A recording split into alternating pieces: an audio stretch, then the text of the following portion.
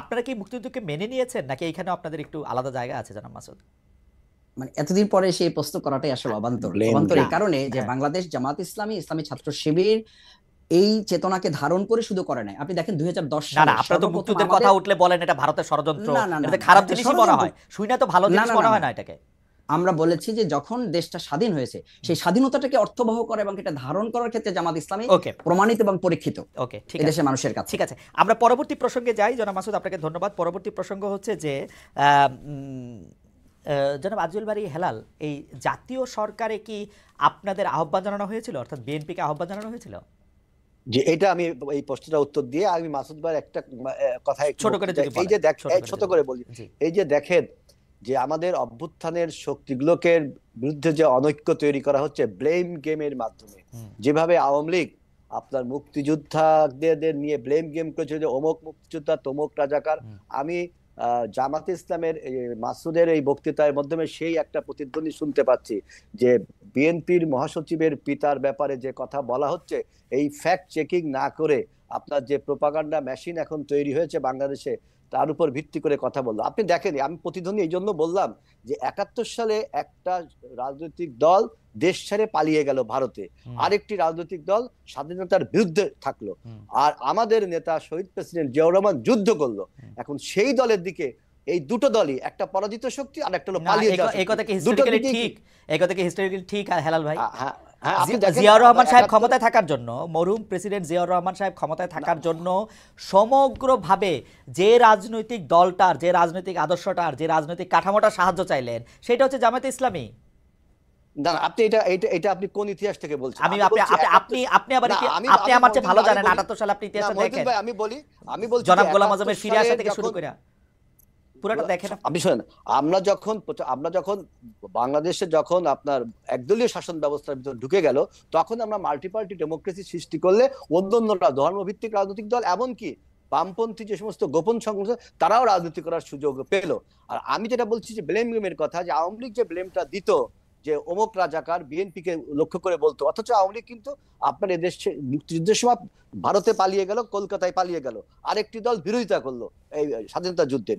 এই দুটি দলেরই উদ্দেশ্য হলো আপনার যারা অস্ত্র হাতে যুদ্ধ করলো, যে দলের প্রতিষ্ঠাতা তার নেতাকর্মীকে নিয়ে একটা ব্লেম গেমে চলে গেল। না আপনি এটা হেলাল ভাই, আপনি এটা বললে হবে না। জিয়াউর রহমান সাহেব, গোলাম আযম সাহেবের কে দেশে ফিরিয়ে আনা, তাকে রাজনীতি করার সুযোগ দেওয়া, বাংলাদেশকে রাজনৈতিক আদর্শের ক্ষেত্রে জামায়াতে ইসলামী রাজনৈতিক আদর্শকে হায়ার করা, জনাব শাহ আজিজুর রহমানকে প্রধানমন্ত্রী করা, ভোটের মাধ্যমে। আপনি যদি ইতিহাসটা পড়েন, আপনার 79 এর পার্লামেন্টে যারা নির্বাচিত হয়েছিল তারা ভোটের মাধ্যমে শাহজিজকে প্রধানমন্ত্রী। ওই ভোটের কথা বলেন না হেলাল ভাই, ওই ভোটের কথা না কেন আপনার, এটা তো ডেমোক্রেসি, আপনি ওই ভোটের কথা ওই ভোটের কথা বলা না বলা একরকমই। পার্লামেন্টে যারা সদস্য ছিল তারা ভোটের মাধ্যমে শাহজিজকে প্রধানমন্ত্রী করেছিল। আমরা যদি মাল্টিপার্টি ডেমোক্রেসি না করতাম তাহলে তো সেই একদলীয় শাসন ব্যবস্থা ছিল। এখন একদলীয় শাসন ব্যবস্থাকে এই সরকার আপনাকে জাতীয় সরকারে, এই জাতীয় সরকারে আমন্ত্রণ জানিয়েছিল না? জাতীয় সরকার এখন আমি দেখলাম যে নাহিদ ইসলামের একটা স্ট্যাটাসে দেখলাম যে সে বলছে তারা নাকি জাতীয় সরকারের আমন্ত্রণ জানিয়েছিল। আমার প্রথম বক্তব্য হলো বিএনপি 2022 সালে যখন 31 দফা সংস্কার প্রস্তাব দেয় তখন তারা আমরা বলেছিলাম যে after the election we will make a national government. সুতরাং আপনি যদি প্রস্তাব দিয়েও থাকেন তাহলে আমাদের কমিটমেন্ট বা আমাদের রাজনৈতিক কর্মসূচির সাথে মিলছে না। আরেকটা কথা, নাহিদ ইসলাম বলছে যে সে তখন গণভবনে ছিল আর আপনার মিটিং হয়েছে আপনার ক্যান্টনমেন্টে, তাহলে তিনি এই কথা জানেন কিভাবে? আমরা তো এই কথা শুনিনি কখন যে 5ই আগস্টে যে হেলাল ভাই মানুষের জানার নানা রকম সোর্স থাকতে পারে। আপনি আমাকে সোজা কথা বলেন, আপনারা যদি ইলেকশনের পরে জাতীয় সরকার করেন, ইলেকশনের আগে জাতীয় সরকার হইতে আপনাদের অসুবিধা কি? আপনারা কি জাতীয় সরকার হইলে আপনাদের সব সময় আপনাদেরই প্রধান থাকতে হইব? এইটাই আপনি একটা মিনিট সময় দেন। যদি ইলেকশনের আগে আপনি জাতীয় সরকার করেন তাহলে ইলেকশনটা করবেন কি করে? শেখ হাসিনার মতো আমি আর ডামি দিয়ে আমরা সবাই জাতীয় সরকার, তাহলে ইলেকশনটা হবে কি করে? সবাই মিলেই করবে। কিভাবে ইলেকশন সবাই মিলেই করবে? শেখ হাসিনা 24 সালের আমি আর ডামির ওই রকম কেন হবে? মানে দলে থাকলেই তো আর দলে প্রভাব আপনি বিস্তার করতে পারবেন না। ডক্টর ইউনূস থাকলো প্রধান, আপনি ইলেকশন করলেন। আমরা তিনজন ব্যক্তি আমরা যদি জাতীয় সরকার গঠন করি, আবার তিনজন নির্বাচনে অংশগ্রহণ করলাম, তাহলে আপনার নির্বাচনের কনফ্লিক্ট অফ ইন্টারেস্ট হচ্ছে এখানে। এটা হয় না, এটা তো পলিটিক্যালি রং। সারা পৃথিবীতে তো ক্ষমতায় থাইকেই ইলেকশন করে, অসুবিধা কি? না আপনি সারা পৃথিবীর সাথে বাংলাদেশের উদাহরণ দিলে হবে না। পৃথিবীর কোন দেশে জাতীয় সরকার করে আবার তারা নির্বাচনে অংশগ্রহণ করছে, সেখানে একটা স্ট্রং নির্বাচন কমিশন থাকে ভারতে। তাহলে আপনারা যেহেতু, আচ্ছা বুঝতে পারছি, তাহলে আমার ভুল, আপনারা যেহেতু ইলেকশনে অংশ নেবেন সেই জন্য আপনারা জাতীয় সরকার করলেন না, তাই কি? ইলেকশনে অংশ আমি জাতীয় সরকার করলে আপনি আমি সবাই যদি জাতীয় সরকারে অংশগ্রহণ করি, ইলেকশনে করবো কার সাথে? সরকারের সাথে সরকারের ইলেকশন, এটা তো পলিটিক্যালি একটা রং আইডিয়া, এটা তো টোটালি পলিটিক্যালি বাংলাদেশে কি কোনোদিন এরকম একটা হইতে পারবে না যে 10টা দল মিলে একটা ইলেকশন কালীন সরকার তৈরি হবে? এটা হইতে পারবে না? শোনেন, সেটার জন্য আপনাকে সময় দিতে হবে, আরো সময় নাই। এখন যে ট্রানজিশনাল পিরিয়ডে আমরা রয়েছি, একটা মানে যুগ সন্ধিক্ষণে আমরা রয়েছি, এখন আমাদের এই বিপ্লবকে, আমাদের আন্দোলনকে, আমাদের অভ্যুত্থানকে যদি সুসংহত করতে হয়, তাহলে অবশ্যই যে রাজনৈতিক শূন্যতা তৈরি হয়েছে সেখানে একটি রাজনৈতিক সরকারের প্রয়োজন। এখন আপনি যদি জাতীয় সরকার গঠন করেন আগে, তাহলে হাসিনার সাথে আপনার পার্থক্য থাকলো কি? আর আমরা যেটা নির্বাচনে কমিটমেন্ট করেছি আন্দোলনের সময়, আমাদের সাথে যারা যুগপৎ আন্দোলন করে সবার সাথে আমাদের কমিটমেন্ট হয়েছে, তারাও আমাদের সাথে কমিটমেন্ট করেছে যে after the election we will make a আপনার ন্যাশনাল গভর্নমেন্ট। আপনি এখন এই কথা বললে তো হবে না। হেলাল ভাই, এই জামায়াতের সাথে মানে আপনারা সবসময় জামায়াতকে ব্যবহার করেছেন, জামায়াতের শক্তিটাকে নিজেদের মধ্যে আপত্তি করেছেন, রাজপথে আপনারা থাকতে চান নাই, আপনারা বসে বসে চা খেয়েছেন, এয়ার কন্ডিশন রুমে সুন্দর কাপড় চোপড় পরে থেকেছেন।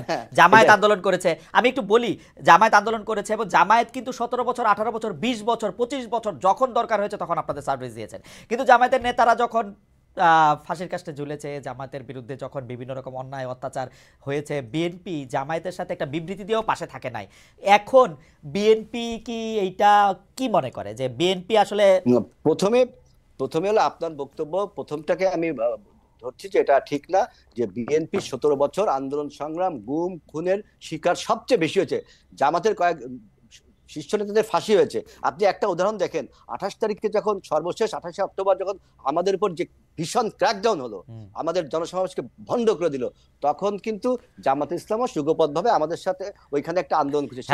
হেলাল ভাই বেয়াদবি না নিলে একটা ছোট্ট রসিকতা করব। হেলাল ভাই বেয়াদবি না নিলে একটা ছোট্ট রসিকতা করব। আমরা 90 এর ঢাকা বিশ্ববিদ্যালয়ের ছাত্র, আপনি আমাদের নেতা, মানে আপনি যেটাকে ক্র্যাকডাউন বলতেছেন 28 অক্টোবর, এর থেকে বড় বড় ঘটনায় তো আপনি চায়ের কাপটাও নামায় রাখেন নাই টেবিলের উপর। কেন আমরা 17 বছর আমরা আপনি চাই খাইতেছিলেন, ধরেন 90-তে যে এই ঘটনা পুলিশ ঘটাইছে, সরি, সেগুলি তো হয়তো আপনি চায়ের কাপটাও নামায় রাখেন নাই, সেটাকে আপনি ক্র্যাকডাউন বলতেছেন 28 অক্টোবরের ঘটনা।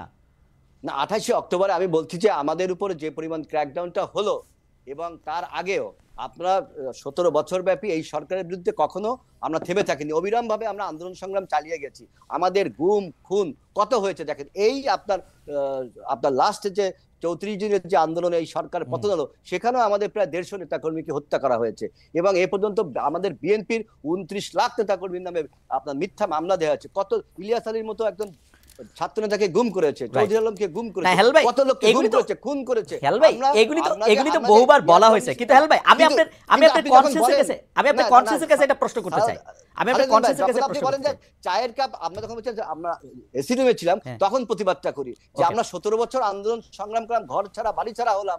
আপনি যদি এখন এটা বলেন, আর আমাদের অন্য রাজনৈতিক দল তারাও আমাদের সাথে যুগপৎ আন্দোলন করেছে, আমি কাউকে খাটো করে বলছি না, আমি কাউকে খাটো করছি না, কিন্তু 17 বছরে আমাদের এই আত্মত্যাগকে, আমাদের দলের উপর যে পরিমাণ অত্যাচার করা হয়েছে, আমাদের দলকে ধ্বংস করবে জন্য আমাদের নেতা, আমাদের নেত্রী এবং খালেদা জিয়া, যিনি আপনার আজকে বাংলাদেশের ইউনিটির প্রতীক, তার বিরুদ্ধে 33টা মামলা দেওয়া হয়েছে আমাদের, এবং তাকে 7 বছর জেলে রাখা হয়েছে। আমাদের কি হয়েছে এখন আপনি বলছেন, এখন যারা বলছেন যে তাদের বিরুদ্ধে যখন মামলা হয়, আমরা কিন্তু বলেছিলাম যে মামলাটা আপনার ন্যায্য তার ভিত্তিতে হতে হবে এবং এই মামলায় যেন আইনগত দিকটা বারবার বলি। অথচ দেখেন 111 যখন আমাদের নেতাদেরকে গ্রেফতার করা হলো, তখন কিন্তু আমরা আমাদের সহযোগী, আমাদের জোট সঙ্গীত থেকে আমরা কোনো বিবৃতি পাইনি। এটা আমি বলতে চাচ্ছি না, আপনি বলছেন তাই। আচ্ছা হেলাল ভাই, আমি ইতিহাসের দিকে না যাই। হেলাল ভাই, আমার গলায় ব্যথা একটু, এই জন্য আস্তে কথা কইতে হইতেছে। এই যে ইতিহাসের দিকে না যাই, ব্যাপারটা কি বিএনপির আচরণ থেকে কি এইটা মনে হয় না যে ডেফিনেটলি বিএনপি বাংলাদেশের সবচেয়ে বড় রাজনৈতিক দল, এখন আবার আওয়ামী লীগ অনুপস্থিত, তার মানে হচ্ছে বাংলাদেশে যদি এখন ইলেকশন হয় বিএনপি 280টার বেশি সিট পাবে, এটা আমি নরমালি বুঝতে পারি। তো বিএনপি এখন 280টার বেশি সিট পাবে। বিএনপি অস্থির হয়ে গেছে যে বিএনপি 280 সিট পায় এসে তারেক সাহেব এসে প্রধানমন্ত্রী হবে, বেগম জিয়া যদি রাজনীতিতে থাকতে চান প্রেসিডেন্ট হবেন বা অন্য কোনো কিছু হবেন, জনাব আজিজুল বারী হেলাল বড় একজন মন্ত্রী হবেন বা কী হবেন আমি জানি না। এবং এইটার জন্যই অস্থির হয়ে গেছেন, এই জন্য যখনই আমরা সংস্কারের কথা বলি, যখন আমরা বলি আমরা কি একই জায়গায় আসবো, তখন আপনারা এটা পছন্দ করেন না। যখন এইটার মধ্যে এটা বলা হয় যে ভাই আপনাদের সঙ্গে তো জামাত ছিল, আপনাদের সঙ্গে তো বাম দল ছিল, জনাব সাকি ছিল, জনাব নূর ছিল, এগুলি কথা শুনলেও আপনাদেরকে কষ্ট লাগে। আপনার উপর থেকে দেখেন হ্যাঁ তোমাদেরকে দিয়ে দিব না 5-10টা আসন, এরকম একটা ভাব আপনাদের, তাই না হেলাল ভাই? এইটা আপনি বলছেন, এর কোনো সোর্স আমি জানি না সোর্স থেকে আপনি বলছেন। আপনি যে বলছেন অস্থির, আমরা অস্থির হবো কারণ সমস্ত রাজনৈতিক দল জামাত ইসলামকে নির্বাচন চাচ্ছে না, বাম সংগঠনগুলোকে নির্বাচন চাচ্ছে না। আর আমরা রাজনৈতিক অভিজ্ঞতা থেকে বলছি যে আপনি 111-এর সময় আপনি দেখেন যেই সরকারটা 2 বছর অন্যায়ভাবে ক্ষমতায় থাকলো, 3 মাসের সরকার 2 বছর থাকলো, সেই 2 বছর থাকার ফলে যে 17 বছরের একটা ফ্যাসিবাদ তৈরি হয়েছিল, সেই 17 বছরের ফ্যাসিবাদকে তাড়াতে কত রক্ত এবং সংগ্রামের প্রয়োজন হলো। আবার কি আমরা দেখতে পাচ্ছি যে আবারও যদি এরকম, এই সরকারের মেয়াদ এখনো অনিশ্চিত, আপনারা যদি এরকম এবং এই সরকারের মধ্যে আপনার 111-এর কুশীলবরা কিন্তু রয়ে গেছে এবং ফ্যাসিবাদের কুশীলবরা রয়ে গেছে। এখন তারা আপনার তাদের মেয়াদটাও এখন পরিষ্কার করে বলছে না। সুতরাং আবারও কি আবার খুব পরিষ্কার করে বলছে, খুব পরিষ্কার দুটো ডেট যেখানে বলেন, দুটো ডেট যেখানে বলেন, দুটো ডেট না হেলাল ভাই, একটা ইয়া বলছে যে মানে হয় ডিসেম্বর থেকে জানুয়ারি জুন পর্যন্ত, একটা এটাকে স্প্যান বলছে, আইদার অর মিন্স আইদার আর অর না রে ভাই। যখন এটা জানুয়ারিতে সময় হলে জানুয়ারি ফেব্রুয়ারি। এখানে আরেকটা কথা বলছে যে যদি সংস্কার কমিশন যে সমস্ত প্রস্তাব দিছে সেগুলো যদি রাজনীতিবিদরা না মানে তাহলে তিনি নির্বাচনে যাবে। তাহলে আমার প্রশ্ন, আপনার এই পণ্ডশ্রম কেন? রাজনীতিবিদরা যদি না মানে তাহলে আপনি নির্বাচনে যাবেন, তাহলে এই সময় ক্ষেপণ করছেন কেন? সময় ক্ষেপণ করে আপনি বাংলাদেশের স্থিতিশীলতাকে নষ্ট করে এই আমি আসতেছি হেলাল ভাই, আমি আপনার কাছে আসবো, হেলাল ভাই আমি আপনার কাছে আসবো। আমি একটু মাসুদ ভাইয়ের কাছে যাই। মাসুদ ভাইয়ের কাছে যাওয়ার আগে দর্শকদের কাছে একটা প্রশ্ন করছিলাম যে আমাদের রিজভী ভাই, আমাদেরও মানে আমাদের আরেক নেতা, বিএনপি নেতা, তিনি এখন জনাব রুহুল কবির রিজভী মন্তব্য করেছিলেন যে সব শিক্ষা প্রতিষ্ঠানকে জামায়াতিকরণ করা হয়েছে। সেইটা সঠিক বলে মনে করেন কিনা? শতকরা 41% মনে করেন যে হ্যাঁ সেটা সঠিক, শতকরা 59% দর্শক মনে করেন যেটা সঠিক না। 61,000 দর্শক এর মধ্যে ভোট দিয়েছেন। ইন্টারেস্টিং। আমি জনাব শফিকুল ইসলাম মাসুদ আপনার কাছে সরাসরি যেতে চাই যে বর্তমান উপদেষ্টাদের মধ্যে মাসুদ ভাই কতজন আপনাদের লোক? খালিদ ভাই, দুটো বিষয় একটু আপনার অনুমতি নিয়ে বলি। একটা হচ্ছে যে অন্তর্বর্তীকালীন সরকারের ব্যাপারে একটু আগে যে আলোচনাটা হলো যে ব্যর্থতা বা ওনাদের দায়বদ্ধতার প্রসঙ্গটা, আন্দোলন একটার পর একটা আসছে। আসলে দেখেন এই 17 বছরের মাঝে তো নানান বঞ্চনা ছিল মানুষের, সেখানে সরকার কিন্তু এই মাত্র 6 মাসে 136টা আন্দোলনকে তারা মোকাবেলা করেছে এবং সেটাতে ফেস করেছে তারা। দ্বিতীয় হচ্ছে যে যেটা বলা হচ্ছে যে একদল ভারতে পালিয়েছে আর একদল পরাজিত হয়েছে। এখন যদি আমরা এটা জনগণের কথা যদি বলি, যে জনগণ তো এখন এটাও বলে যে একদল তো এখনো লন্ডনে আছে এবং আর একদল তো এখন এই দেশে বসে তারা ভারতের কোলে এতটা ঢলে পড়েছে যে বিগত 17 বছরের সরকার যা যা বলেছে এখন তারা ঠিক সেই কথাগুলোই, জামাতিকরণ হয়ে গেছে, আবুল বারাকাত সাহেব যেভাবে বলতেন, ব্যাংক জামাতিকরণ হয়ে গেছে, শিক্ষা প্রতিষ্ঠান জামাতিকরণ হয়ে গেছে। সৎ, যোগ্য, দক্ষ মানুষ যদি কোথাও বসে, সে যদি জামাত হয়, তাহলে দেশের 18 কোটি মানুষ জামাত। সেই কথা তো 24-এর আন্দোলনে আমাদের মা বোনেরা, ভাইয়েরা, ছাত্র জনতা তো এই কথা বলেই তো ফ্যাসিস্টদের সামনে বুক পেতে দিয়েছে। যদি আমি এটার কারণে যদি আমি জামাত হই, আমার কাছে মাসুদ ভাই, আমার কাছে মাসুদ ভাই জামাতিকরণ মাসুদ ভাই আমি একটু বলি, একটু বলে রাখি আমাদের অবস্থার কারণে আমরা একটু অবস্থাটা বলে রাখি।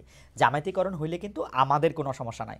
জামায়াতিকরণ হোক, পুরা বাংলাদেশ জামায়াতের গাইডবুক দিয়ে চলুক, এটা আরো ভালো। কিন্তু সেইটা জনগণের ম্যান্ডেট নিয়ে এসে করা উচিত না। আপনাদেরই তো ভোটের জন্য অস্থিরতা থাকা উচিত। এটা তো আমরা বলছি না, এটা বলছি যে কেউ কেউ যখন এটা বলেন তখন তো এটা দুর্ভাগ্যজনক, এটা দুঃখজনক না। আর আপনি যে কোশ্চেন করেছেন, এই অন্তর্বর্তীকালীন সরকারের কোনো একজন উপদেষ্টাও তো কোনো দলের হওয়ার কোনো সুযোগ নেই। এটা তো জনগণের সরকার, জনগণের অন্তর্বর্তীকালীন সরকার। কোনো দল থেকে এটা তো নামই বলা হয় না, এটা তো নামই বলা হয়েছে নির্দলীয় অন্তর্বর্তীকালীন সরকার। না, এই পছন্দ অপছন্দের প্রশ্নটা তো আপনি আইডেন্টিফাই করতে পারবেন না। পছন্দ অপছন্দটা ডিপেন্ড করবে যে তিনি সততার সাথে, দেশপ্রেমের সাথে কাজ করতে গিয়ে যদি হেলাল ভাইয়ের সাথে মিলে যায় তিনি হেলাল ভাইয়ের মানুষ, তিনি যদি আপনার সাথে মিলে যায় আপনার মানুষ, তিনি যে আমার সাথে মিলে যান আমার মানুষ, যদি সেটা 18 কোটি মানুষের সাথে মিলে যায় তিনি 18 কোটি মানুষের। আপনার সাথে তো বুদ্ধি দিয়ে একজন ব্যক্তির হবে না, মাসুদ আপনার সাথে তো কোনো ব্যক্তির হবে না। মাসুদ ভাই আপনার এটা করাটা তো ঠিকও হবে না, আপনার সাথে কেউ বলতে পারবে আপনার সাথে না, বলাটাও ঠিক হবে না। মাসুদ ভাই আপনার সাথে তো বুদ্ধি দিয়ে কথা দিয়ে কোনটা দিয়ে পারবো না। না প্লিজ সরল করে বলি যে মাসুদ ভাই আপনারা যখন আর্মি আপনাদেরকে ডাকছিল তখন কি আপনাদেরকে কোনো উপদেষ্টাদের নাম দিতে বলছিল যে 5 জন যারা দেশ চালাবে তাদের মধ্যে থেকে 5 জনের কথা বলেন? সেটা শুধু আমাদের না, সেটা সব দলের আপনাদেরকে ডাকছিল কিনা? আমি যেটুকু জানি যে অলমোস্ট সব দলের কাছ থেকেই তারা পরামর্শ প্রস্তাবনা নিয়েছেন। সেই প্রস্তাবনা কোনো দলই তার দেশপ্রেম, তার দক্ষতা, যোগ্যতা, আমানতদারিতার প্রশ্নে সেটা কেউই ওপেন করে না, আবার কেউই কিন্তু কোনো দল হিসাবে তাকে দেয় নাই, দিয়েছে যে দেশের এই ক্রান্তিকালে প্রধান উপদেষ্টাকে সহযোগিতা করতে পারবে এবং আমাদের ছাত্র জনতার যে এক্সপেকটেশন উই ওয়ান্ট জাস্টিস সহ ফ্যাসিস্ট এবং স্বৈরাচার যেন আর কোনোভাবে মাথাচাড়া দিতে না পারে, বিগত স্বৈরাচারের এবং ফ্যাসিস্টদের যাতে বিচারটা নিশ্চিত করা যায় সেরকম কিছু মানুষকে বাছাই করতে ক্ষেত্রে সব দলই সহযোগিতা করেছে, জামাত ইসলামী সহযোগিতা করেছে। অ্যাবসলিউটলি। আপনারা যখন উপদেষ্টা পরিষদ ঘোষণা করা হইলো বা পরবর্তীতে উপদেষ্টা পরিষদ 3 জন 4 জন এই উপদেষ্টা পরিষদে যাদের নিয়োগ দেওয়া হয়েছে তাদের সবাইকে নিয়ে মোটামুটি খুশি আছেন তো বা ঠিকই আছে মনে করছেন? আমরা কারো উপরে খুশি হইনি, আমরা কারো উপরে বেজারও হইনি, আমরা প্রত্যেককে এই দেশের এখন প্রতিনিধিত্ব করার মতো একজন ব্যক্তি মনে করেছি। প্রয়োজনে কারো ব্যাপারে আমরা কথা বলেছি, আমরা যেমন শিক্ষা সংস্কারের প্রশ্নে যখন তারা কথা বলেছে আমরা কিন্তু বলেছি যে শিক্ষা উপদেষ্টা যিনি আছেন তাকে এ ব্যাপারে সতর্কতার সাথে এবং যে কমিশন করেছেন সেই কমিশনের ব্যাপারে আমরা খুব শক্ত কথা বলেছি। সুতরাং আমরা যেমন সরকারের ভালো দিকগুলো তুলে ধরেছি, আবার সরকারের ব্যর্থতা বা কোনো অদূরদর্শিতা বা তাদের কোনো দুর্বলতা থাকলে সেটাও আমরা তুলে ধরেছি। আমরা সব একেবারে বলা যায় যে আবেগ এবং অনুভূতির ঊর্ধ্বে উঠে শুধুমাত্র এই 2024-এর আমাদের ছাত্র জনতার যে শাহাদাত, তাদের হাত পা হারানোর যে অভ্যুত্থান, এটা যেন তারা ধারণ করে এই কথাটা আমরা বারবার প্রত্যেককেই স্মরণ করেছি। ইন্ডিভিজুয়ালি আমরা কাউকে ওন করিনি, আবার কাউকে ডিফেন্ড করিনি। মাসুদ ভাই তাহলে কোনো রিপোর্ট কার্ড বানান না আপনারা এই উপদেষ্টাদের সম্পর্কে? না, এটা তো আমরা কারোর জন্য এটা যথার্থ মনে করি না। ওকে, ঠিক আছে। মাসুদ ভাই আসছি আবার আপনার কাছে। হেলাল ভাই একই প্রশ্ন, এই উপদেষ্টাদের মধ্যে কতজনকে আপনি পছন্দ করেন বা কতজনকে বিএনপি পছন্দ করেন? আপনাদের কথা বিএনপি শুনেছিল কিনা উপদেষ্টা পরিষদের? এখানে ব্যক্তিগতভাবে পছন্দ অপছন্দের কিছু নেই, পারফর্ম ভালো করলে, যেহেতু এটা নিরপেক্ষ সরকার, নিরপেক্ষভাবে পারফর্ম করলে তাকে সবাই পছন্দ করতে হবে। আমি যে বক্তব্যটা দিতে চাচ্ছি, দেখেন লন্ডনে বসে আমাদের নেতা যেভাবে বাংলাদেশের মানুষকে গত 17 বছর অনুপ্রাণিত করেছে, অনুরণিত করেছে, মানুষ আন্দোলন করেছে, হাজার হাজার শত শত মাইল দূরে সাইকেলে চড়ে, কলার ভেলায় চড়ে, যেভাবে মানুষ উজ্জীবিত হয়ে আন্দোলনে অংশগ্রহণ করেছে, 24/7 তিনি জনগণের সাথে সম্পৃক্ত রেখে বাংলাদেশে যে আন্দোলনটা সংগঠিত করেছে, যেভাবে আপনি বলতে পারেন ইরানের ইসলামী বিপ্লব খোমেনি আপনার সুইডেনে বসে, সার্বিয়ায় বসে করেছে, ফ্রান্সে বসে করেছে, একই সাথে লেনিন সার্বিয়ায় বসে আপনার কমিউনিস্ট বিপ্লব করলো। এটা এরকম উদাহরণ রয়েছে, এবং তিনি যেভাবে জনগণকে অনুপ্রাণিত করেছে এবং জনগণ কিভাবে তার ডাকে সাড়া দিয়েছে। এবং আপনি দেখেন যে ভারতের কোলে কারা বসছে, এটা একটা বড় প্রশ্ন। দেখেন আমরা 5ই আগস্টের পরে যখন সরকার গঠন হলো, 8ই আগস্টের কিছু পরে আমি দেখলাম যে মাসুদ ভাইদের দল বলছে যে ভারতের সাথে সুসম্পর্ক করা দরকার। যখন ভারত বিরোধী মনোভাব তুঙ্গে, ভারত যখন আমার বিরুদ্ধে অপপ্রচার করছে, বলছে বাংলাদেশিদের মেরে পা উপর দিক দিয়ে মাথা নিচের দিক দিয়ে ঝুলিয়ে রাখবে, তখন বাংলাদেশের কোনো রাজনৈতিক দল, এমনকি উপদেষ্টা পরিষদ একটা কূটনীতিক বার্তা ছাড়া আর কোনো কিছু করলো না, কোনো রাজনৈতিক দল মাঠে নামলো না। একমাত্র দল বিএনপি, আপনার ইন্ডিয়ান এম্বাসি আমরা অবরোধ করে আমাদের প্রতিবাদ জানিয়েছি, আমরা সীমান্তব্যাপী লং মার্চ করে আমরা ইন্ডিয়ার বিরুদ্ধে দুটো বিষয় শুধু হেলাল ভাই দুটো বিষয় হেলাল ভাই এই যে লাইং পলিটিক্স, এই লাইং গুলো কিন্তু আমাদের অনৈক্য তৈরি করে। হেলাল ভাই দুইটা বিষয় একটু কথা বলতে হবে। এক নাম্বার কথা হচ্ছে যে তারেক সাহেব লন্ডন থেকে বাংলাদেশকে যেভাবে পরিচালনা করেছেন, একতাবদ্ধ করেছিলেন, যেটা বললেন, তাহলে আপনি কি মনে করেন ভবিষ্যতে রাজনীতি এমনই হওয়া উচিত? বিদেশে থাকেন, মাঠে থেকে উনি তো 6 মাস পরেও তাই করতেছেন, 6 মাস পরে তাই করতেছেন, তাই না? আপনি দেখেন হি হ্যাজ টু লিভ, না 6 মাস পরেও তো তাই করতেছেন, মানে এইটাই হওয়া উচিত তো আসলে, মাঠে না গিয়ে আমরা ভার্চুয়ালি দেখলাম। না এটাই তো পৃথিবীর ইতিহাসে কি এগুলো নেই? আছে, মানে এইটাই থাকা উচিত কিনা আমি সেটা বলতেছি, ভবিষ্যতে তাই হওয়া উচিত কিনা, ভবিষ্যতে তাই হওয়া উচিত। মাফিয়া না, যদি বাংলাদেশে মাফিয়া সরকার থাকে, তারপরে আরো 6 মাস গেছে ভাই, তারপরে আরো 6 মাস গেছে ভাই, আপনি তারপরে 6 মাস গেছে। বাংলাদেশ কি আপনি মনে করেন এখনো স্থিতিশীল রয়েছে? বাংলাদেশ কি এখনো নিরাপত্তার মধ্যে রয়েছে? শুধু স্থিতিশীল হওয়ার পরেই উনি আসবেন? না, বাংলাদেশে কি এখনো নিরাপত্তার মধ্যে রয়েছে? না, মানে বাংলাদেশে যদি নিরাপত্তা প্রতিষ্ঠিত হয় তাহলেই উনি শুধু আসবেন। না না, আপনি পৃথিবীর ইতিহাসে দেখেন অ্যাঙ্গোলার স্বাধীনতা যুদ্ধে যে নেতা ছিল সে স্বাধীনতার কতদিন পরে দেশে গেছে। আমি অ্যাঙ্গোলার কথা জানি না, আমি অ্যাঙ্গোলার কথা জানি না, এত অ্যাঙ্গোলার কথা জানি না। অ্যাঙ্গোলাটা খুঁজে বাইর করছেন, ভালো বাইর করছেন ভাই, পরে শিখাই দেন এটা অন্য সময় কমুনে। যে অ্যাঙ্গোলাটা বক্তব্য হলো যে বাংলাদেশে এখন যে সরকার, সেই সরকারের তো আপনার স্ট্রেংথ নেই যে একটা লোককে সিকিউরিটি দেওয়ার মতো। আপনার বাংলাদেশে এখনো প্রতিবেশী রাষ্ট্রের ব্রেন না, আপনি দেখেন প্রতিবেশী রাষ্ট্রের ব্রেন চাইল্ডরা বাংলাদেশে রয়ে গেছে। এমনকি প্রতিবেশী রাষ্ট্রের ব্রেন চাইল্ডরা রয়ে গেছে এখন। এবং কিভাবে বোঝা যাবে যে ব্রেন চাইল্ডরা চলে গেছে? ব্রেন চাইল্ডরা চলে গেছে কিভাবে বোঝা যাবে? আপনি দেখেন বাংলাদেশে যদি একটা আপনার এখনো পরাজিত শক্তি, মাফিয়া শক্তির যারা প্রশাসনের ছিল, পুলিশে ছিল, তারা এখনো বীর দর্পে বিভিন্ন আপনার প্রশাসনে রয়ে গেছে। এমন একটা অবস্থা সৃষ্টি হয়েছে বাংলাদেশের আইন শৃঙ্খলার পরিস্থিতির যে অবনতি হয়েছে এই সরকার। আমি আর কথা বলতে চাই না, অ্যাঙ্গোলার উদাহরণটা দেখে নিব না, এটা নিয়ে আর কথা বলতে চাই না। আমি আপনাদের একটু বলি, ভারত নিয়ে কিন্তু বিএনপির অবস্থান আমি সবসময় ডুবিয়াস দেখি। আপনার মনে থাকবে 2001 সালে, আমি বলি, আমি শুধু 2001 সালে বলি, 2001 সালে ভারত ক্ষমতা আসার পরে প্রথমে বলতে শুরু করেছিল যে বিবিআনার গ্যাস, বিএনপি বলতে শুরু করেছিল যে বিবিআনার গ্যাস সে পুরোটা দিল্লিতে রপ্তানি করতে চায়। সাইফুর রহমান বলেছিল মাটির তলে গ্যাস রেখে লাভ কি, আপনারা টাটাকে চিটংয়ে স্টিল মিল করার ইয়ে দিতে চেয়েছিলেন, একই রকম টাকা একটা দেওয়ার ক্ষেত্রে আপনারা ভারতের কথায় তাইওয়ানকে স্বীকৃতি দিয়েছিলেন। মানে বিএনপির ইয়া কিন্তু বোঝা যায় না ভারত নিয়ে আসলে। না, তাইওয়ানের সাথে ভারতের সম্পর্ক ওইটা অন্য জিনিস। না, সবকিছু নিয়ে সবকিছু সম্পর্কে আপনি জানেন। বিবিআনের গ্যাস বলেন আর আমাদের মাটির তলের গ্যাস, শেষ পর্যন্ত কি বাংলাদেশ ভারতের কাছে গ্যাস দিয়েছিল? না, দিতে পারে নাই তো, কারণ শেখ হাসিনা জামাত ইসলামী দুইটাই আন্দোলন করছিল। বামদের নেতৃত্বে শেখ হাসিনা আর জামাত ইসলামী আলাদা না, এই গ্যাস দেওয়ার ব্যাপারে আলাদা আলাদা আন্দোলন করছে। তাহলে হাসিনা যখন গ্যাস বিক্রি করলো তখন তারা আন্দোলনটা করলো না কেন? হাসিনা কোথায় গ্যাস বিক্রি করছে? হাসিনা কোথায় গ্যাস বিক্রি করছে? এইবারে আপনার এইবার 2016 সালে হাসিনা গ্যাস বিক্রি করেছে, ভারতের কাছে গ্যাস বিক্রি করেছে। কোথায় ভারতের কাছে গ্যাস বিক্রি করেছে। আপনি আবার যুক্তিগুলো পড়েন, আপনি অতীতের ইতিহাস আমি আজকে বলে গেলাম, আপনি দেখেন কোথায় ভারতের কাছে। ও জামাত ইসলামী তো তখন আপনাদের লগে ছিল, আর না জামাত ইসলাম আন্দোলন করে নাই, ঠিক বলছেন। কিন্তু আপনারা গ্যাস দিতে চাইছিলেন, পুরা বিবিআনা দিল্লিতে চলে যাবে সরাসরি। সেটা তো আপনি চাইছিলেন, আমরা কি দিয়েছি? না, রক্ত দিয়ে ঠেকানো হয়েছে, এটা রক্ত দিয়ে 4 দিন হরতাল লাগছে রে ভাই। না না ভাই, এটা কিন্তু তখন জামাত বা আওয়ামী লীগ না, জামাত তখন আপনাদের লগেই, জামাত তো আপনাদের মন্ত্রী। আওয়ামী লীগ এবং বামরা, তেল গ্যাস বিদ্যুৎ বন্ধ রক্ষা কমিটি। না, তখন আমরা কোনো ভারতের কাছে আমরা গ্যাস বিক্রি করিনি, একমাত্র দল আওয়ামী লীগ গ্যাস বিক্রি করেছে। এই তথ্য আপনি দেখে নিন যে একমাত্র দল আওয়ামী লীগ যারা গ্যাস বিক্রি করেছে। আওয়ামী লীগের গ্যাস বিক্রির কথা আমি জানি না, আওয়ামী লীগ আর অ্যাঙ্গোলার কিচ্ছাটা আপনি আমাদের দিয়েন, আমি এটার মধ্যে আলাদা করে দেখব না। আর আমি একটু আবার মাসুদ ভাইয়ের কাছে যাই। মাসুদ ভাই, ডক্টর মোহাম্মদ ইউনূসকে এই অন্তর্বর্তীকালীন সরকারের প্রধান করার ব্যাপারে কি আপনাদের প্রস্তাব ছিল, আপনাদের এক ঐক্যমত ছিল, নাকি এটা কি ছিল আসলে? মানে আপনারা ডক্টর মোহাম্মদ ইউনূস অন্তর্বর্তীকালীন সরকার প্রধান হবেন, এটার ব্যাপারে আপনারা হোয়াট ডিড ইউ ডু? দুটো বিষয় একটু সংযুক্ত করে নেই। সেটা হচ্ছে যে আমাদের বলা হয়েছে যে আমরা একটাকে বলা হয়েছে ভারতে পালিয়েছে আর একটা পরাজিত শক্তি।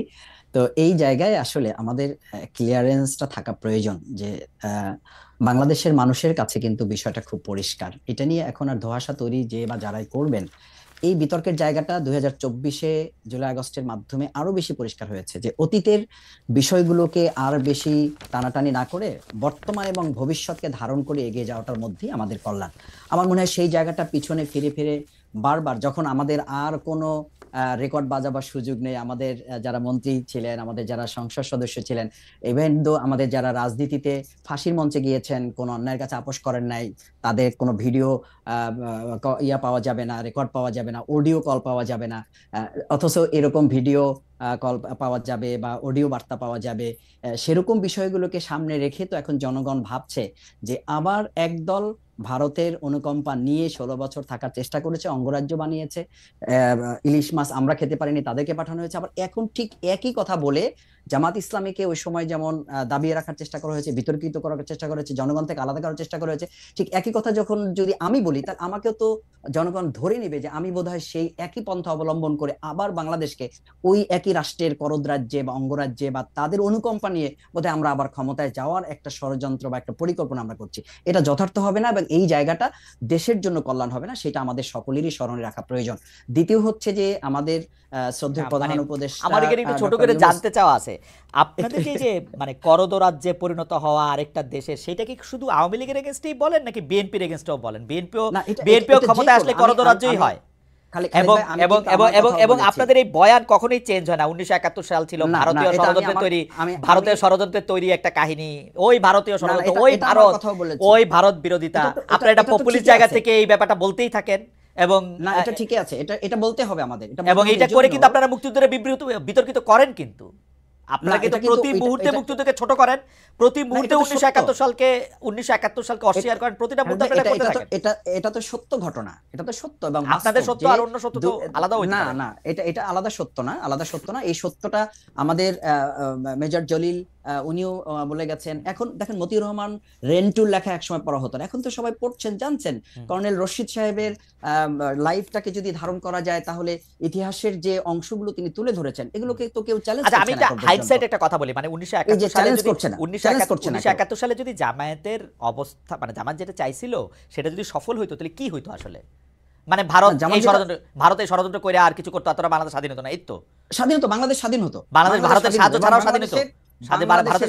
স্বাধীন হতো, অবশ্যই স্বাধীন হতো। এই দেশ স্বাধীন হয়েছে না ভারতের বিরুদ্ধে লড়াই করে। আমি বলেছি 2024-এর আমাদের যে ছেলেরা, জনতা, ছাত্র, শিক্ষার্থী, মা বোনেরা এই আধিপত্যবাদী, মানে আপনারা এই কথাটা রাজনৈতিক বক্তৃতায় বলেন, ঠিক আছে মাসুদ ভাই, আপনি যদি এখন 2024-এ বলেন যে ভারত থেকে স্বাধীন হয়েছে বাংলাদেশ, আমরা খুব সিনসিয়ারলি বলি, এটা আমরা খুব সিনসিয়ারলি, ভারত থেকে স্বাধীন হয়েছে বাংলাদেশ। এবং এদেশে আমাদের দেখেন, ঢাকা বিশ্ববিদ্যালয়ে কি স্লোগান হয়েছিল? দিল্লি না ঢাকা। কেন এই স্লোগান হয়েছিল? এই স্লোগান আপনারা দিবেন রে ভাই, এই স্লোগান আপনারা দিবেন। দিল্লি না ঢাকা স্লোগান ছিল না এখানের মধ্যে। দিল্লি না স্লোগান আপনাদের পুশ করা স্লোগান। এই স্লোগানের মধ্যে কোটানা মেধা ছিল, এই স্লোগানের মধ্যে হাসিনার পতন ছিল, এইটার মধ্যে থেকে আমাদের ভোট দেওয়ার কথা ছিল, অনেক কিছু ছিল। আপনারা দিল্লি না ঢাকা এই বয়ান আপনারা সামনে আনতেছেন, কারণ হচ্ছে যে আপনারা এইটাই মনে করেন, আপনি মনে করেন যে বাংলাদেশ স্বাধীন হওয়া ভুল হয়েছে, আপনি মনে করেন বাংলাদেশ স্বাধীন হইতে পারলে ভালো হতো। স্বাধীন হওয়া ভুল। 71-এর পজিশন আপনি চেঞ্জ করেন না রে ভাই, 71-এর পজিশনেই আছেন আপনি, আমরা চেঞ্জ পজিশনেই আছেন আপনি। পরের সংগ্রাম ইত্তেফাকে আপনাদের বক্তব্য যেটা ছাপা হয়েছে ওইটাতেই আছেন আপনারা।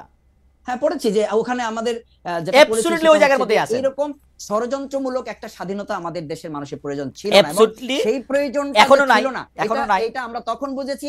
আর এটা অনেকের বুঝতে 53 বছর লেগেছে খালিদ ভাই, 53 বছর লেগেছে, যার কারণে এখন স্লোগান উঠেছে দিল্লি না ঢাকা। আমাদের এই যে দেখেন 2010-এ যখন আমাদের নেতৃবৃন্দকে গ্রেফতার করা হয় তো একদম সিলে একটা ম্যাটার, কেন টিপাই মুখবাদের বিরুদ্ধে আমাদের লোকেরা, আমাদের নেতৃবৃন্দ তখন আওয়াজ তুলেছিল, বিভাগে প্রোগ্রাম করেছিল। ঠিক একইভাবে এই জন্য আমি মনে করি যে আমাদের ভারত ইস্যুটা আপনি কখনোই এটাকে সাইড করতে পারবেন না, এই জন্য যে হয় তাদের বন্ধু হতে হবে, না হলে তাদেরকে শত্রুতামূলক যে আচরণ তাদের, এটা ঠিক করে তো আপনাকে এটা ফেস করার জন্য আপনাকে এই দেশের জনগণকে তো প্রস্তুত রাখতে হবে। এটা হয়েছে না, দেখেন আপনি সীমান্তে এখন আমাদের কাস্তেওয়ালারা, মানে আমাদের সম্মানিত এবং প্রিয় কৃষকরা হাতে কাস্তে নিয়ে তারা সীমান্ত রক্ষার জন্য আমাদের বিজিবির ভাইদের সাথে তারা অংশগ্রহণ করছে। ঝিনাইদহে এখন অলরেডি আমাদের এটা আপনি ইন্টারন্যাশনালি এটা বললেন না, এটা আমাদের জন্য খুব গর্বের ব্যাপার না যে আমাদের বিএসএফ এর ভাইদের সাথে কারো কাস্তে নিয়ে এটাতে দাঁড়ায় থাকতে হয়। This is not the case. আমাদের দেশের আমি আপনাকে বলি, আমি বাংলাদেশের সাবেক পররাষ্ট্রমন্ত্রীর ইন্টারভিউ করছিলাম, সেই সময় বাংলাদেশের আওয়ামী লীগের আমলে এই মোমেন্ট সাহেব ছিল, আওয়ামী লীগের আমলের থেকে ঢুকে ডয়েচে ওয়েলের হয়ে তো কি 2 জনকে মেরে ফেলছে নাকি 1 জনকে মেরে ফেলছে, আমাদের পররাষ্ট্রমন্ত্রী বলছিল ওরা বাহাদুরি দেখাইতে আসছিল, ওদেরকে দেখাই দিছি। দিস ইজ নট দি, মানে এটা তো কূটনীতিক কথা হইতে পারে না যে বিএসএফ এর সাথে কাছে নিয়ে পুলিশ যাবে এখন, মানে কিছু এটা পররাষ্ট্রনীতি, এটা দেশপ্রেমের তো একটা বড় চেতনার দায় না। আপনাকে এটা আপনাকে মাথায় রাখতে হবে যে শুধুমাত্র সেনাবাহিনী, শুধুমাত্র সামরিক বাহিনী অথবা বাহিনীর সদস্যদের উপর ভিত্তি করে বাংলাদেশ সেই 71-ও তো স্বাধীন হয় নাই, 24-এও তো আমাদের শুধু প্রশাসনকে মোকাবেলা করে নাই, আমরা প্রশাসন, সরকার এবং একটা আধিপত্যবাদকে মোকাবেলা করে তাদেরকে উৎখাত করা হয়েছে। সুতরাং এটা তো গর্বেরই ব্যাপার, এটা ধারণ করার ব্যাপার। সেই জায়গায় আপনি যে কোশ্চেনটা করেছেন প্রফেসর ডক্টর মোহাম্মদ ইউনূসকে প্রধান উপদেষ্টা করার প্রশ্নে মূলত ছাত্রদের দাবি ছিল, ছাত্রদের দাবি ছিল এবং অন্যান্য পার্টিগুলোর সাথেও বাংলাদেশ জামাত ইসলামের যতটুকু আলাপ আলোচনা তখন ছিল, আপনারা জানেন যে আলোচনার ভিত্তিতেই যখন এটা আলোচনা এসছে, ওই সময় প্রফেসর ডক্টর ইউনূস সাহেবকে সামনে রেখে এই কাজটা করলে বাংলাদেশের তাৎক্ষণিক স্থিতিশীলতাটাকে ধরে রাখা অপেক্ষাকৃত আমাদের জন্য মনে হয়েছে এটা যৌক্তিক, সেই জায়গাটা বাংলাদেশ জামাত ইসলামী ধারণ করেছে। ওকে, আমি একই প্রশ্ন মাসুদ ভাই আপনাকে ধন্যবাদ, জনাব আজিজুল বারী হেলাল আপনি করতে চাই, খুব দ্রুত আপনি কি বলবেন প্রফেসর মোহাম্মদ ইউনূসকে এই অন্তর্বর্তীকালীন সরকার প্রধান হওয়ার পিছনে বিএনপির অবস্থান কি ছিল? না, এটা ঠিক, প্রফেসর ইউনূস একটা আন্তর্জাতিক মানের ব্যক্তিত্ব, এরকম একটি ট্রানজিশনাল পিরিয়ড, এরকম একটি গণ অভ্যুত্থানের পরে তার মতো একজন ব্যক্তিত্বকেই প্রধান উপদেষ্টা হিসেবে জনগণ, বিএনপি সবাই আর কি মেনে নিয়েছিল।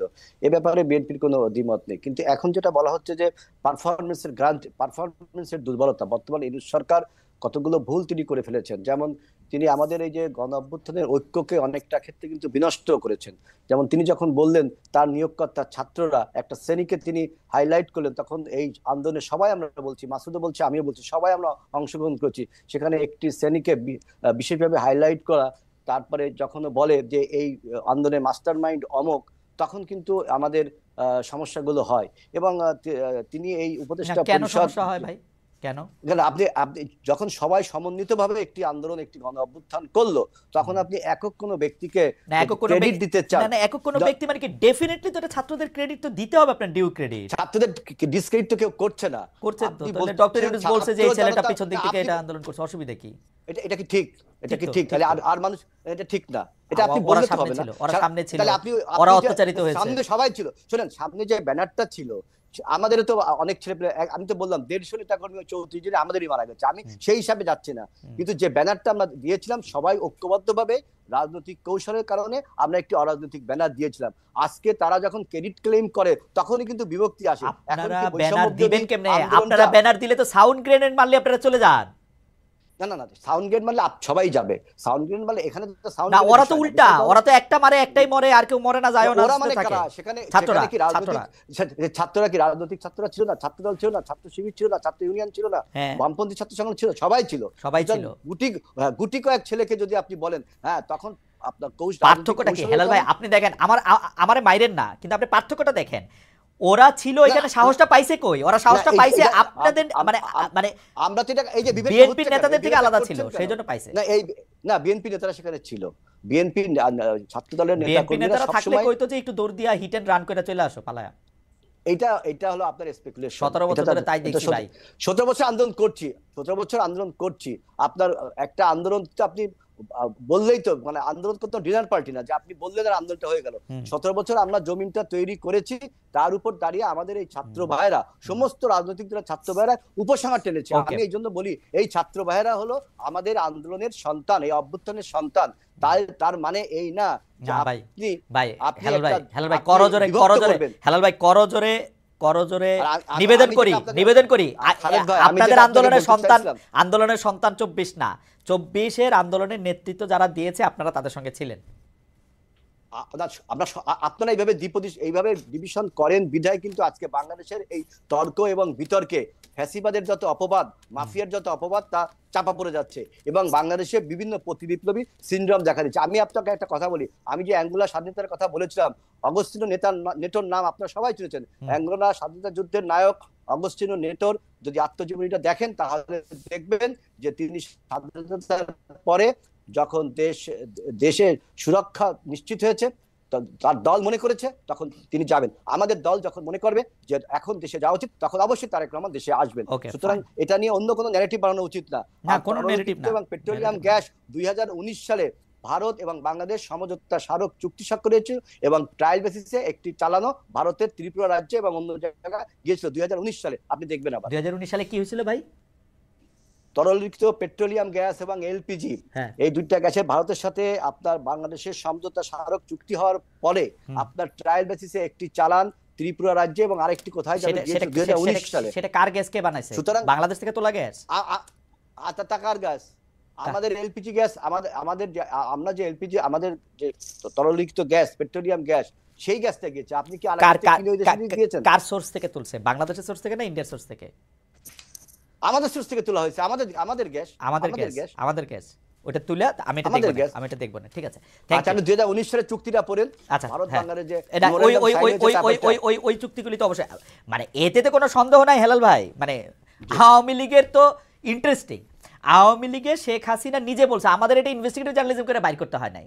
আওয়ামী লীগ নিজে বলছে ভারতকে যা দিয়েছি তা তারা কোনোদিন ভুলতে পারবে না।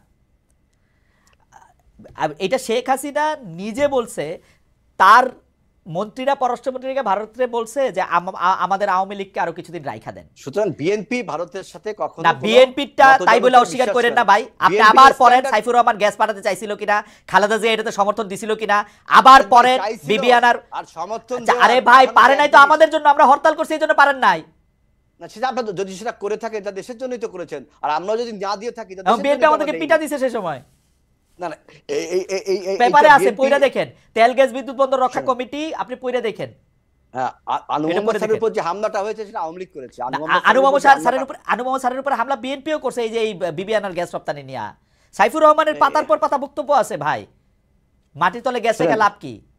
বরঞ্চ বিএনপি বলেছে যে বাপেক্সকে উন্নত মানের করে না করে আমরা কেন বাইরের কোম্পানিগুলোকে বাংলাদেশে গ্যাস উৎপাদন। বিএনপির এগুলো হচ্ছে লিপ সার্ভিস। 5 বছরে একটুও বাপেক্সের উন্নতি করে নাই রে ভাই। আপনি এখন এখন এখন এখন এখন আপনি ইকবাল হাসান মাহমুদ টুকু ভাইরে জিজ্ঞেস করেন, টুকু ভাই কতবার চাইছে পেট্রোলে এর বাজেট দিছে কিনা, জিজ্ঞেস করেন এখনই।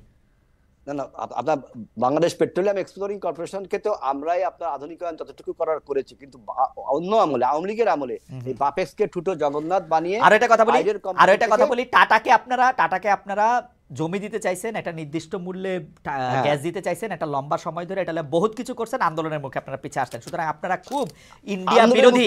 আপনারা ইন্ডিয়ার ক্ষমতায় আসলে আবার ইন্ডিয়ার পেটের মধ্যেই ঢুকে যাবেন, যতই মুখে জায়গা বলেন। ইন্ডিয়ার সাথে ওয়ার্কিং, অবশ্যই এটা জামাত ইসলামীও করবে, বলি প্রতিবেশী রাষ্ট্র হিসাবে আমরা ওয়ার্কিং রিলেশন রাখি, কিন্তু আমরা কখনো সাবসার্ভিয়েন্ট ওয়ার্ক রিলেশন না রে ভাই, ওয়ার্ক রিলেশন না, অনেক ভালোবাসার রিলেশনও রাখেন। আমি বলি তো, জনাব গোলাম আজমের ছেলে এই আন্দোলন করা থাকা অবস্থায় ইন্ডিয়ান বিশ্ববিদ্যালয়ে পড়াশোনা করছেন, ভালোবাসার সম্পর্ক আছে। হ্যাঁ, সেটার উত্তর তো আমি দিব না। না না, আপনি দিতে পারেন। আমি বলতেছি হচ্ছে যে ভালোবাসার সম্পর্ক থাকে, পলিটিক্যালি একটা অবস্থান নেয়। এইবার দেখেন বিএনপি যে স্ট্যান্ডটা তার ক্লিয়ার করলো যে ভারত বিরোধী মনোভাব জনগণ যখন তুঙ্গে, তখন এই জনগণের মনোভাব আপনার ধারণ করেই তো আমরা প্রোগ্রামগুলো করলাম। একটা দেশের পররাষ্ট্রনীতি কোনোদিন একটা দেশ বিরোধী মনোভাব হইতে পারে? নিবে কেউ? কেমন কথা ভাই? না, আমি তো চাবো, কিন্তু আবার যে পররাষ্ট্রনীতি আপনারা আছেন যে friends to all manage to নান, এটাও তো একটা দেশের পররাষ্ট্র। সেটা আওয়ামী লীগ করে না, এটা আওয়ামী লীগের দায়, সেটা আওয়ামী লীগের দায়, সেটা আওয়ামী লীগের দায়, আওয়ামী লীগ করে। কিন্তু আমরা সেটাই বলছি। আচ্ছা, আমি লাস্ট প্রশ্ন করি। এই যে মানুষজন আপনাকে সাইবার যোদ্ধারা এখন আমার উপরে ঝাঁপায় পড়বে, আমি ভারতীয় দালাল এসে বলে টলে, এখন তো একটা চালু হয়েছে, হয় ভারতীয় দালাল নাইলে পাকিস্তানি দালাল হইতে হবে, নাইলে যে কই যাইতে হবে জানি না। যাক, ঝাঁপায় পড়লেন, আমি তো এখন আর কি করবো। লাস্ট প্রশ্ন করি, যে সেইটা হচ্ছে যে আমি ইয়া ভাইরে দিয়েই শুরু করি, মাসুদ ভাইরে দিয়ে শুরু করি, একই প্রশ্ন যেটা হেলাল ভাইকে দিয়ে শেষ করবো। আপনাদের কাছে অনুরোধ, আপনারা যদি 1 মিনিট 1 মিনিটের মধ্যে যদি একটু শেষ করেন। সেটা হচ্ছে যে বিবিসি বাংলা একটা নিউজ করছে, সেটা হচ্ছে ধর্মভিত্তিক দলগুলিকে নিয়ে বিএনপি ও জামাতের রশি টানাটানি কেন।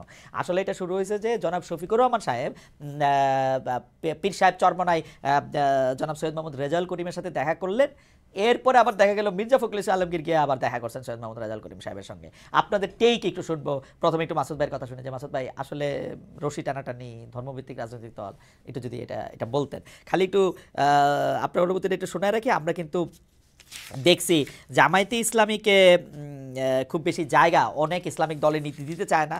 আমরা বাবুনগরী সাহেবের কথা শুনছি, বাবুনগরী সাহেব বলছিলেন যে জামায়াতে ইসলামী অনেক খারাপ। থাক, আমি আর এত কথা বলতে চাই না, মানে বলছে খারাপ। যাই হোক, আমাদের খারাপ বলাটা ভালো বলাটা তো একজন মানুষের তার গণতান্ত্রিক অধিকার। এটাকে আমরা সবসময় বলি যে আমাদেরকে যারা পর্যবেক্ষণ করেন, কোনো পরামর্শ পর্যালোচনা দেন, সেটাকে আমরা একজন শুভাকাঙ্ক্ষী হিসাবেই ধরে নিই। আমাদের কোনো সংশোধনের সুযোগ থাকলে সেটা আমরা সংশোধন করি। সেই জায়গায় আমি মনে করি এখন বর্তমান সময় যেটা হয়েছে, যে আমরা এখন দেখছি যে বর্তমান সময় বিএনপির পক্ষ থেকে এখন ধর্মকে একটা প্রধান শত্রুতে পরিণত করা হয়েছে। আলেমদের ব্যাপারে কথা বলা শুরু হয়েছে, ইসলামকে টার্গেট করা হয়েছে, ইভেন বলা হচ্ছে যে আমরা শরিয়া আইন এটা চাই না। তো বাংলাদেশের 90% মানুষ যেখানে মুসলিম, তাদের ব্যাপারে আমরা কি বলতে চাই? জামাতকে টার্গেট করে এখন কথা বলার চেষ্টা করা হচ্ছে, প্রধান হাতিয়ার বানানো হচ্ছে আবার সেই 1971 সালকে, আবার সম্পদ বানানো হচ্ছে আমাদের সেই সংবিধানকে, রাষ্ট্রপতিকে আমরা রাখতে চাই, আমরা নির্বাচন ছাড়া আর কোনো কথা বলতে চাই না। অথচ দেখেন সিরিয়ায় বাশার আল আসাদের দল নিষিদ্ধ করা হয়েছে, তাদের বাশার আল আসাদের সংবিধানকে সরাসরি সেখানে নিষিদ্ধ করা হয়েছে, সিকিউরিটি যে ফোর্স তাদেরকে বিলুপ্ত করা হয়েছে। হয়েছে, আহমদ সারা এখন সেখানকার দায়িত্ব নিয়েছে। তো এই যে একটা দেশে পতনের পর এই জিনিসগুলোকে আমরা এখন বিরোধিতা করছি, আসলে কি টার্গেটে করছি?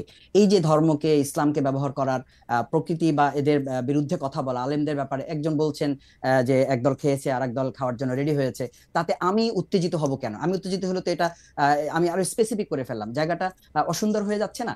সেই জায়গায় বাংলাদেশ জামাত ইসলামী, আমির ডক্টর শফিকুর রহমান, আমিও সেই প্রোগ্রামে গিয়েছিলাম বরিশালে। ওনার বেসিক্যালি একটা কর্মী সম্মেলন ছিল।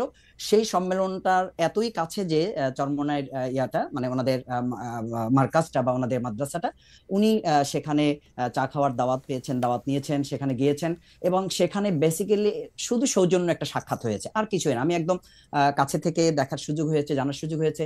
ওনারা এতটুকু বলেছেন যে আমরা বাংলাদেশের স্বাধীনতার সার্বভৌমত্ব, গণতন্ত্র এবং জনগণের আশা আকাঙ্ক্ষার প্রতিফলন ঘটানোর জন্য যদি আমাদের একটা বাক্স দেওয়ার সুযোগ থাকে তাহলে আমরা সেটা দিব এবং সেই জায়গায় আমরা একসাথে কাজ করব। এইটুকু কথা বলা হয়েছে। সুতরাং এই জায়গায় যদি আবার বিএনপি সেখানে যায়, সেটা তো ডিপেন্ড করবে যে চরমোনাই আমাদের সম্মানিত সেখানকার চেয়ারম্যান বা সভাপতি মুফতি রেজাউল করিম সাহেব, উনি অথবা ওনার যারা আছেন তারা ঠিক করবেন। কিন্তু আমরা মনে করি বাংলাদেশ জামাত ইসলামী শুধুমাত্র চরমোনাই পীর সাহেব নয় বা চরমোনাই ইসলামী শাসনতন্ত্র আন্দোলনে, আমরা সমস্ত ইসলামী দলগুলোকে ওন করি আমরা কাজ করছি। সেখানে কেউ তার ব্যক্তিগত চিন্তায় আমাদের ব্যাপারে তাদের ভিন্ন দৃষ্টিভঙ্গি থাকতে পারে। মাসুদ ভাই, আপনারা যে ইসলামিক দলগুলিকে ওন করার চেষ্টা করতেছেন সেটা আপনারা বহুবার বলছেন, কিন্তু আমরা যদি দেখি যে হেফাজতে ইসলামীর সাথে যেসব রাজনৈতিক দলগুলো আছে, আপনারা একাধিকবার বৈঠক করছেন, কিন্তু সেইটা তো আসলে হয় নাই। আমি আপনাদেরকে ধন্যবাদ দিয়ে আমি শুধু দর্শকদের উদ্দেশ্যে দুইটা লাইন পড়াতে চাই এবং তারপরে আমি হেলাল ভাইয়ের কাছে যেতে চাই যে জামায়াতে ইসলামী সম্পর্কে আমির আল্লামা মহিবুল্লাহ বাবুনগরী মানে মাওলানা হোসেন আহমদ মাদানির উদ্ধৃতি দিয়ে বলেছেন, জামায়াতে ইসলামী সকল ভ্রান্ত ফেরকাসমূহের মধ্যে নিকৃষ্ট দল। তারা কাদিয়ানি সম্প্রদায় থেকেও নিকৃষ্ট, কেননা জামাতে ইসলামের দ্বারা ইসলামের যে ক্ষতি হয়েছে কাদিয়ানিদের দ্বারাও সে ক্ষতি হয়নি। আমরা জামাতে ইসলামকে ইসলামী দল মনে করি না। জামাতে ইসলাম মদিনার ইসলাম চায় না, তারা মওদুদির ইসলাম প্রতিষ্ঠা করতে চায়। আপনাদেরকে নিয়ে ইসলামী দলগুলোর এরকম ভাবনা আমরা আসলে গত 30 বছর 35 বছর আমরা দেখে আসছি। আপনি কি একটা লাইন বলবেন, তাহলে আমরা একটু হেলাল ভাইয়ের কাছে যাই যে ইসলামী দলগুলো তো আপনাদের অবিশ্বাস করে আসলে। না খালেদা, এখানে হয়েছে কি, আমাদের শ্রদ্ধেয় ওলামায়ে কেরামগণ বাংলাদেশ জামাত ইসলামীর ব্যাপারে যে দৃষ্টিভঙ্গি পোষণ করেন দুই একটা বিষয়, সেই বিষয় নিয়ে ওনাদের সাথে আমাদের আলাপ আলোচনা হচ্ছে, ওনারাও আলাপ আলোচনা করছেন। আমরা যেটা ফিল করি বা ওনারাও যেটা এখন বলছেন, এই জায়গাটা একটা ভালো জায়গায় এসে পৌঁছেছে যে দর্শনগত দিক থেকে অথবা